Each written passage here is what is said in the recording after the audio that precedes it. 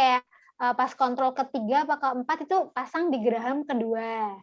Geraham kedua tuh yang bawah, yang setelah pencabutan itu dipasang. Terus habis prosedur windowing itu baru dipasang di geraham ketiga kanan kiri.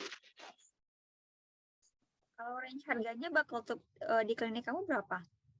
Lupa sis. Oh 300.000 tambah satu ya. Iya, Satu jadi bakal dikali. tutupnya 300.000. Tuh, Dikali 5 tinggal 1.500.000 ya.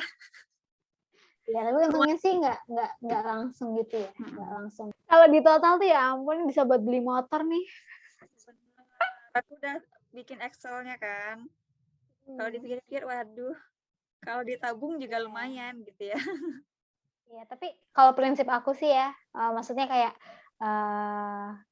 ya udah nggak apa-apa keluarin agak banyak, tapi setelah ini selesai kan kalau mau pasang behel ya kalau disuruh kontrol 3 minggu ya 3 minggu, sebulan ya sebulan gitu. Jadi kayak rutin lah kalau bisa, kalau misalkan nggak ada halangan gitu, biasanya aku selalu tepat waktu gitu. Supaya biar sesuai gitu estimasi. Kalau estimasi aku tuh pasang bakal kira-kira selesai 3 tahunan, 3,5 tahun lah, karena kasusnya cukup berat gitu. Nah, setelah 3 tahun tuh harapannya giginya udah cantik, udah rapi, udah gampang dibersihin, dan nggak keluar masalah-masalah baru ke depannya. Jadi kayak ya udah investasi, ya kayak investasi ke diri sendiri sih, ya nggak sih kalau untuk ini. Investasi jangka Soalnya tau nggak panjang sih? gitu ya. Bener.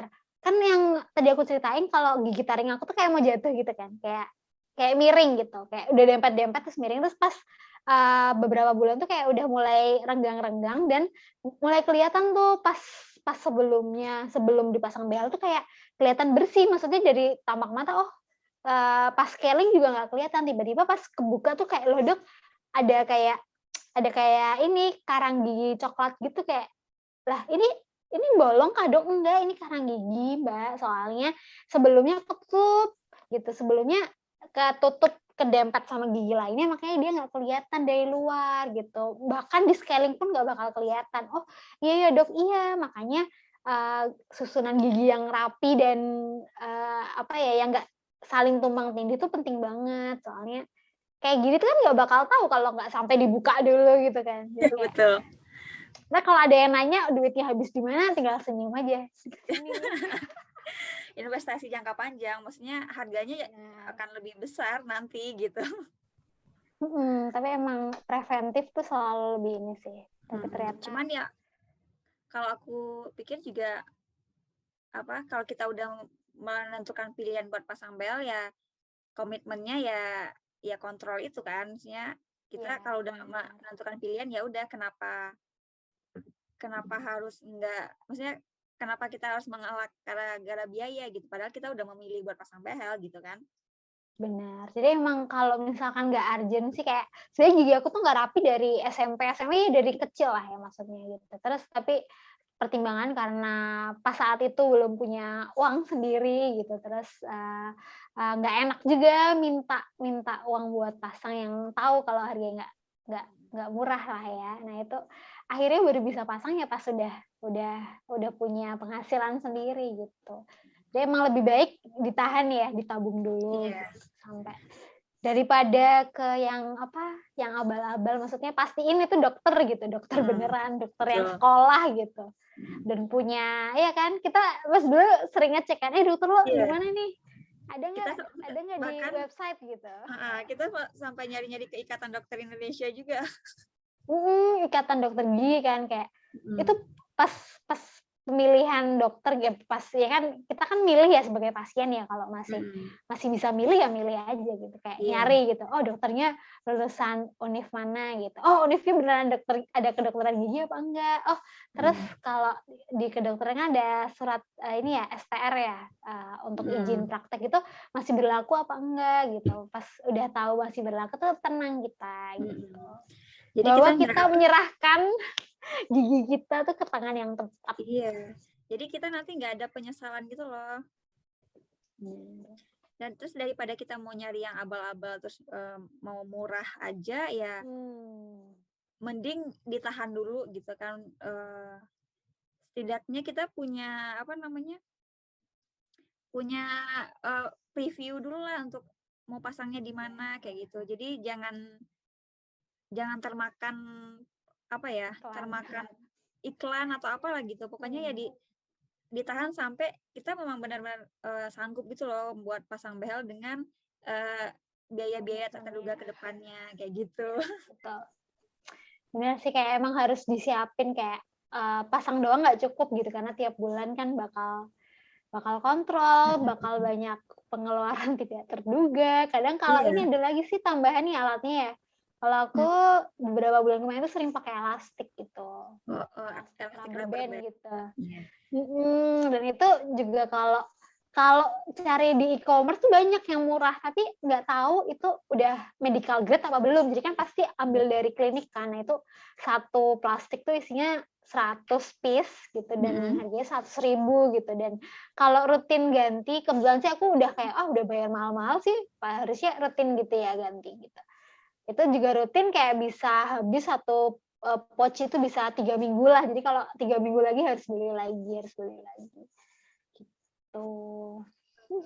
Aku kan kemarin kalau aku kan 200.000 ya buat 100 piece. Wah, Terus lebih mahal. iya. Iya. Terus apa? Iseng nih nyari di Shopee elastic rubber band ya ada gitu ya. Dan lebih Harganya murah ya kan, terjangkau. puluhan ribu doang gitu. Cuman kan kita eh ya itu balik lagi ke investasi kita jangka panjang gitu loh, daripada nanti kenapa-napa ya nggak apa-apa lah duitnya habis tapi di tangan yang terpercaya gitu ya. Ya, itu tuh penting tuh. Mm-mm. Daripada udah murah, maksudnya kan banyak ya yang abal-abal gitu. Terus murah, dia janjinya muluk-muluk, tapi ternyata habis itu setahun atau mungkin nggak setahun, 6 bulan ternyata malah lebih parah. Terus kalau udah parah kayak gitu, perawatannya bisa lebih mahal daripada sebelumnya. Gitu. Padahal ini kan kalau ditanya enak nggak pakai behel, nggak enak, pengen cepet lepas sumpah. Pengen makan basreng ya. Yang Pengen kriuk-kriuk. kalau makan tuh nggak ada yang perlu nyangkut-nyangkut gitu loh. Benar. Kalau Kalau makan enak kerupuk sih nggak nggak enak mikir. sih. Bener. Gak bisa loh. Makan kerupuk tuh harus dipotong-potong kecil-kecil gitu. Terus kalau Gigi depannya nggak bisa gigit, nggak ya bisa. Allah. Dilema banget sih. Iya. Ya Kayak itu. aku suka makan apel juga gara-gara pasang behel nggak pernah makan lagi. Nggak bisa soalnya. Esensi makan apel tuh kan digigit gitu ya. Iya. Sedangkan kita Sekarang nggak nggak bisa pernah pakai yang lagi. kayak gitu. Kalau mau pun apa di blender.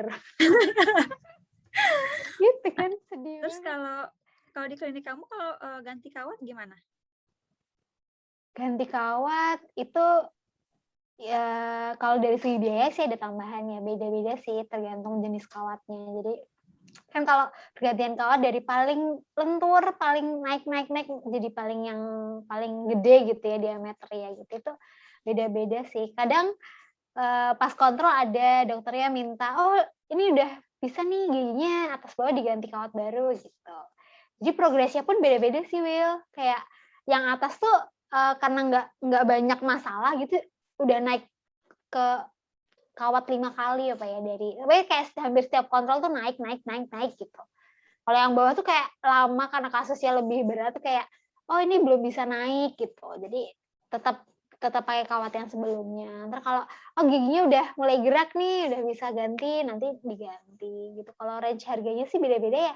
Ada yang cuma dari 60 ribuan yang karena yang masih lentur gitu. Terus makin kesini karena makin gede tuh udah sampai 100 ribuan sih. Gitu. Berarti beda tingkatan ya, beda lagi harganya gitu ya, diameter. Iya. Ketebalannya kali ya. Kayaknya sih gitu. Saya ngerasanya juga kelihatan beda sih. Kayak lebih tebal kan. Pas awal-awal tuh yang masih tipis banget yang bisa apa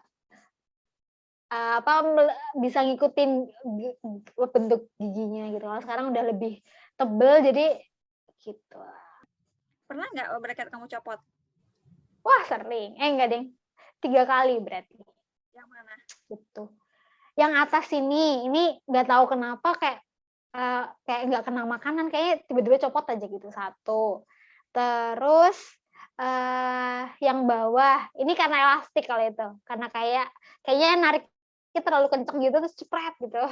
Terus copot sampai lepas kalau itu. Terus, yang atas ini juga karena elastik. Jadi, copot terus kalau yang atas ini masih bisa digeser-geser karena dia bukan paling belakang gitu.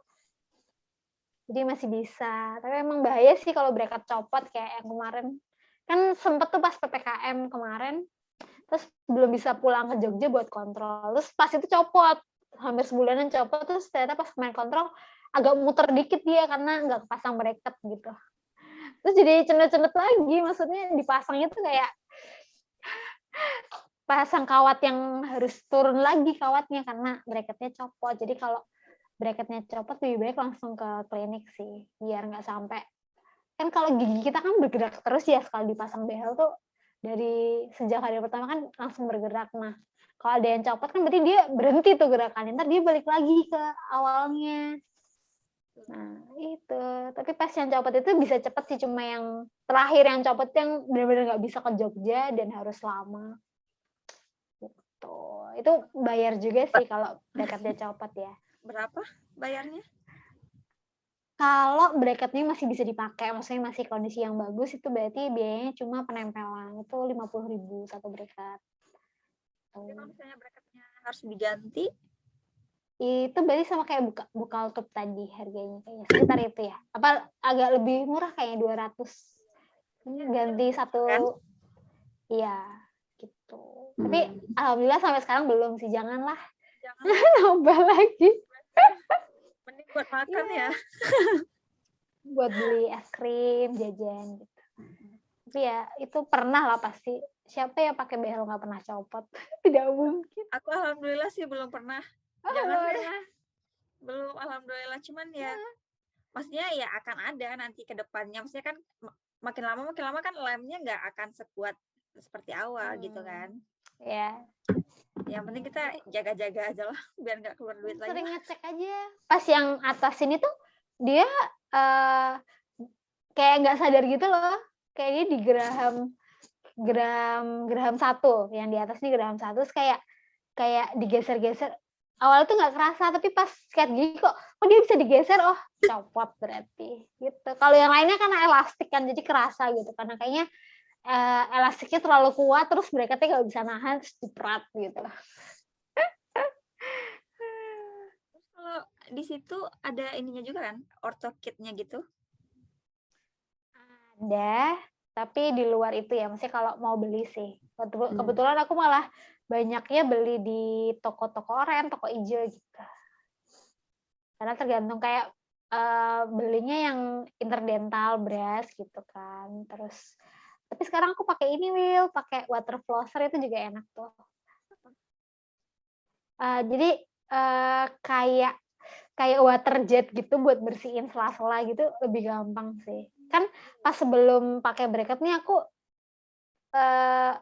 jarang sih sebenarnya jarang flossing. Flossing ini yang pakai bedang gigi gitu buat sela-sela gitu tuh enak banget sih buat bersihin gitu. Tapi karena pakai bracket kan susah kalau mau flossing ya pakai benang gigi itu susah. Akhirnya cari alternatif, ternyata ada water flosser walaupun nggak seefektif itu tapi lumayan sih. Itu kemarin sempat nyari sih kan soalnya banyak kalau di Indonesia ya ada sih. Tapi itu banyak yang udah terkenal tuh makanya di braces support group yang dari luar negeri gitu terus kayak kepengen kan terus akhirnya cari-cari di toko oranye, toko hijau terus ada terus cobain beli gitu. Dan itu lumayan banget sih. Maksudnya kayak kalau udah gosok gigi terus makan, terus kan kalau gosok gigi lagi juga nggak bisa sering-sering kan. Itu pakai water flosser aja gitu. Itu mudahin banget sih buat menjaga supaya tetap bersih. Soalnya ya itu kendala pasang bel itu ya gigi tuh kayaknya banyak apa ya? Banyak sisa-sisa makanan yang nyangkut gitu ya. Jadi harus dibersihin banget. Kalau enggak dia nanti lama-lama akan jadi kayak karang gigi gitu kan. Benar. Ini harusnya udah jadwal scaling nih, tapi karena lagi pandemi belum bisa lagi. Jangan lupa scaling 6 bulan sekali. Iya, merawat gigi karena perawatannya mahal ya. Iya, dibanding kalau udah bolong, udah sampai nggak bisa diselamatin bakal lebih mahal sih. Lebih baik Apalagi scaling perawatan 6 akar bulan gitu kan. sekali. yang harus berkali-kali datang. Baik Maka- scaling 6 bulan sekali pokoknya. makanya aku tuh baru sadar akan kebersihan gigi itu setelah pasang behel gitu loh, kayak karena kan ada yang perlu ditambal, ada yang perlu dicabut gitu kan. Kalau misalnya tambalannya harus sampai akar gitu kan, harus perawatan akar, biaya ini, biaya itu gitu kan. Iya, Jadi mending saya benar. ya itu rawat gigi aja lah, buat yang saya dari sekarang saya dari buat teman-teman yang misalnya belum pasang behel gitu, maksudnya walaupun nggak ada Giginya rencana masih pasang bagus behel gitu gitu, ya. kalau giginya pun masih bagus gitu, jangan sampai mengeluarkan duit cuma gara-gara kita nggak mau merawatnya gitu, enggak sih? Rajin sikat gigi 2 kali sehari. Mau Sama cek tidur. aja. Jadi ngecek ke dokter giginya jangan pas sakit sih. Kayak kalau nggak bisa 6 bulan sekali ya setahun sekali dibersihin karang giginya. Karang gigi tuh nggak kan pada biasanya pada takut karena dikira ngikis giginya. Padahal itu kotorannya yang dikikis gitu. Ya. Iya kan? Rasanya ada yang hilang gitu. Padahal yang hilang adalah plak-plak terus Plak-plaknya itu. kotoran-kotorannya. Iya. Aku ya itu sadarnya setelah pasang behel, setelah biaya yang keluar, waduh banyak juga. Ya sih emang preventif tuh selalu lebih murah dibanding pengobatan sih. Nah terus ini kan kamu udah pasang kira-kira 7 bulan ya? Dari Februari, Maret, April, Mei, Juni, Juli, Agustus. Iya 7 bulan lah ya. Udah ada apa aja perubahannya Put? Perubahannya banyak sih ya yang karena emang pas awal-awal tuh diwanti-wanti kayak kan kalau dulu tuh giginya masih kayak gini nih. Ini yang atas nih yang bawah tuh masih kayak gini. Terus emang dibilang nanti kalau ada pakai bracket karena yang di bawah tuh agak rapat-rapat gitu nanti pasti dia akan buka dan bisa di depan yang gigi depan gitu. Emang kejadian gitu kayak awalnya tuh panik gitu kayak loh kok sebelumnya kayak gini terus jadi kayak gini gitu. Kalau sekarang juga kelihatan nggak sih? Jadi agak maju gitu loh yang bawah tuh. Contohnya Tapi jadi emang itu buat maju. wajar. Karena si bawahnya tuh mekar gitu loh. Jadi yang di bawah ini banyak emang banyak apa spasi-spasi kayak gigi yang ada jaraknya nanti buat dimundurin gitu. Jadi emang kalau yang sekarang sih kelihatan ya kayak yang dulunya tiduran sekarang udah lurus lagi. Terus yang dulunya agak rapat, bersihinnya susah, sekarang udah pada ada spasi-spasinya. Jadi itu kayak ada bolong-bolongnya gitu. Ya itu part of the process sih. Jadi dinikmati aja. Tapi kelihatan kok awal-awal tuh pas sebulan 2 bulan tuh kayak nggak kayak nggak ada pergerakan gitu. Tapi itu bergerak loh Mbak gitu. Kalau si dokter aku tuh kayak gitu kayak kan pas kontrol pasti ada cetakan gigi yang pertama banget tuh sebelum pakai. Terus selalu dilihat nih, giginya tuh udah bergerak. Cuma kamu karena lihat terus setiap hari di kaca, lihat terus pas sikat gigi gitu kadang nggak ngeh kalau ini dia tuh bergerak sebenarnya. Kayak pas awalnya habis bekas cabut gigi gitu kan ada ya. Ini nih dulu jaraknya tuh gede loh, sekarang nggak segede ini. Coba aja lihat gitu. Biasanya kalau pas kontrol tuh gitu kan dikasih lihat gigi yang lama, cetakan gigi yang lama terus sama kaca tuh. Lihat nih dia udah agak makin lama makin menutup gitu. Oh, berarti emang berprogres. Tapi masih panjang sih. Karena rancangannya 3 tahun ya. Baru hampir 6 bulan. Si panjang 2 tahun lagi. Nggak ada yang instan gitu ya. Iya, emang komitmen banget sih. Kayak itu pun 3 tahun kalau lo rajin kontrol gitu. Kalau nggak rajin kontrol makin lebih lama lagi. Iya, benar. Karena kan kalau aku pribadi sih ngerasainnya progres itu terasa kalau kita kontrol gitu loh. Iya, karena kan dikencengin, Iya, tambahin apa, dicek. Jadi ya nggak apa, maksudnya daripada kita mikirin biayanya gitu, kayak misalnya ya udahlah aku nggak mau kontrol 2 bulan nggak mau kontrol gara-gara biaya, tapi nanti membengkak di belakang, terus kita harus Lebih lama malahan. panjang, jadi ya nanti ujung-ujungnya balik lagi ke sana gitu, balik lagi ke harga yang seperti biasa gitu kan. Jadi maksudnya kalau aku pribadi kalau mau pasang behel ya dari awal udah disiapin dulu, maksudnya mau pasang behel dananya dari mana gitu. Terus kalau mau kontrol setiap bulan uangnya mau dari mana gitu ya, biar kita tuh ada motivasinya gitu kan. betul. Jadi emang, dicek lagi sih, balik lagi komitmennya ya, Mhm. karena panjang sih. Nah, Put, aku kan kalau dokter aku kan dia bukan dokter spesialis orto. Nah, Mhm. kamu dokter spesialis orto.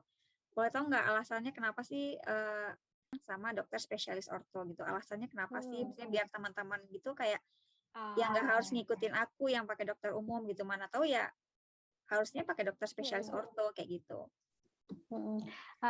Kalau pertimbangan aku sih iya sih, emang budgetnya, kalau hitung-hitungan tadi ya, itu emang, lebih jauh, hampir 2 kali lipat mungkin bisa bisa jadi gitu. Tapi, kalau di prinsip aku kayak, ya udah deh nabungnya, makanya nabungnya tuh dari lama banget untuk pasang ini gitu, biar, kayak aku nggak pengen settle for less gitu. Jadi, pengen pasang dokter orto karena tadi, ya udahlah mahal sekalian tapi 3 tahun selesai gitu, dan nggak ada balik lagi tuh cuma buat kontrol rutin aja gitu. Itu pertimbangan aku sih ya. Terus kalau, searching-searching ya namanya orang bukan dari background medis ya, terus dia sering banyak tanya ke teman-teman yang pernah pasang behel, baik di dokter umum, dokter gigi umum, ataupun dokter spesialis orto, bedanya apa sih? Sebenarnya bedanya adalah, balik ke ini ya, kedisiplinan kita kontrol sebenarnya gitu. Tapi sedikit banyak juga, pengaruh dari keahlian si si dokternya gitu. Kalau kalau dokter spesial orto, kayak kasusku kayak cukup berat gitu. Aku yakin kalau kalau kayak ke dokter gigi umum ini bakal jadinya sekedarnya gitu. Ya maksudnya uang yang dikeluarin udah mahal nih, tapi jadinya bisa jadi nggak sesuai yang aku harapin gitu. Jadi, ya udah deh nabung dikit dulu lagi biar bisa dapet yang emang kan kalau spesialis tentu dia sekolah lagi ya, dari lulus dari, dokter gigi umum, dia sekolah lagi di perkhususan orto itu hampir 4 tahun atau 3 tahun gitu, 3 atau 4 tahun lah kayaknya, kalau nggak salah ya, gitu. Jadi, yakinnya lebih ke situ sih ya, Will, ya, apa, jadi, karena tadi pengen ya udah, sekalian sekalian yang emang ahlinya gitu, spesialis ortodonti gitu. Jadi sebenarnya keyakinan ini sih ke diri sendiri aja gitu. Kadang kan kalau kita kan kalau si ortodonti atau dokter gigi kan dia kayak pilotnya ya, pilot di sebuah pesawat terbang yang ngarahin mau ke arah tujuan mana gitu. Kalau kita sebagai penumpang nggak percaya pilotnya kan pasti nggak akan baik kan hubungannya, nanti kita malah jadi, "Ih ini gimana sih dokternya? Ih ini gimana sih?" Terus kayak gitu ya namanya pasien ya. Nah, tapi karena kemarin pencariannya begitu, terus pengen yang, biar tenang aja nggak overthinking dari akunya, akhirnya berlabuh di spesialis ortopedi gitu. Dan, kalau untuk saran sih, kalau untuk, apa ya, kasus-kasus tuh sebenarnya bisa, apa, dokter gigi umum juga pasti di pas kuliah belajar juga dan kayaknya banyak, banyak apa, sertifikasi juga kayaknya ya. Kayaknya tuh kalau dia tuh ada juga gitu. Nah itu Soalnya sebenarnya kembali kalau ke pilihan. Hmm. kalau dokter umum itu pun dia nggak mau misalnya kayak dokter aku ya kemarin dia nyuruh aku ronsen dulu kan. Nah setelah ronsen itu dia Mhm. dia mau tahu dulu nih apakah kasusnya berat atau ringan gitu. Kalau misalnya kasusnya Mmm, dia nggak bisa nanganin dia nggak akan mau kayak gitu. iya. Jadi kalau misalnya dokternya bisa nanganin ya dia akan menangani gitu. Tapi kalau misalnya dia nggak mampu ya ya biasanya sih dia akan lepas pasiennya kayak gitu. Mhm, tapi Nah ya itu itu emang balik tapi filternya ke kita juga sih, percayanya Mbak, gimana gitu. pilihannya Asalkan yang ada di penting kita. yang penting satu deh percaya sama dokternya gitu. Kayak apa-apa aja kalau pas kontrol gitu suka tanya, "Ini Dok kok nggak gerak-gerak sih?" Gitu, kayak, "Sabar Mbak."